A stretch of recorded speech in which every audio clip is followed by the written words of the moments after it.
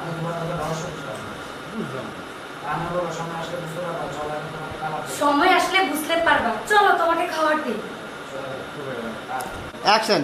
রান্নার স্বামী সিরাজ রাতে বাসায় আসবে, রান্না বলে তুমি একটা কাজ করো না। সিরাজ বলো কি কাজ করো? কি কাজ বলো? রান্না বলো তোমার বড় ভাইকে একটা বিয়ে করিয়ে দাও। সিরাজ বলো বড় ভাইকে বিয়ে করা যাবে। আমার বড় ভাইকে বিয়ে করাবে আমার বাবা মা। তোমার তো মাথা ব্যথা কেন? তোমারও তো মাথা ব্যথা। একটা যুবক ছেলে বাড়ি থাকলে আমার কেমন জানি লাগে, তাই বলছি। সিরাজ বলো তোমার কিছু লাগে? তোমার কিছু লাগার কি আছে? আমার বড় ভাই মানে আমার বড় ভাই মানে তোমারও বড় ভাই। তোমাদের সম্পর্ক আমাদের সম্পর্ক হবে বড় ভাই ছোট বোনের মতো। এখানে লজ্জার ভয় পাওয়ার কি আছে? লজ্জার ভয় পাওয়ার কি আছে? রান্না বলো ঠিক আছে, আমি যা বলার তাই বললাম। পরবর্তীকালে যদি কিছু হয় তাহলে আমার দায়িত্ব তা তুমি। তোমার কথার রহস্যটা আমি বুঝলাম।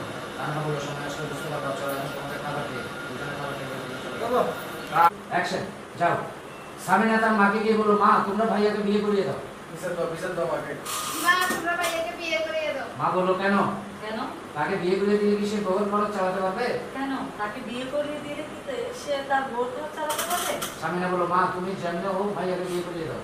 মা তুমি যেমন হোক ভাইয়াকে বিয়ে করিয়ে না দাও। হয় দেখবা ভাইয়া কোনো বড় একটা অঘটন ঘটিয়ে বসবে। না হয় দেখবো ভাইয়া কোন একটা বড় অঘটন ঘটিয়ে ফেলছে। মা বললো, বুঝলাম না তোদের কি হয়েছে? তোর ভাবিও বলছে তোদের কি হয়েছে? তোর ভাবিও বলেছে তোর ভাইয়াকে বিয়ে করাতে। তোর ভাইয়াকে বিয়ে কর। এখন তুইও বলছিস। তুইও বলছিস। আচ্ছা বলতো তোর ভাই এমন কি করেছে তোদের সাথে? আচ্ছা বলতো তোদের ভাই তোদের সাথে এমন কি করেছে? সামিনা বললো,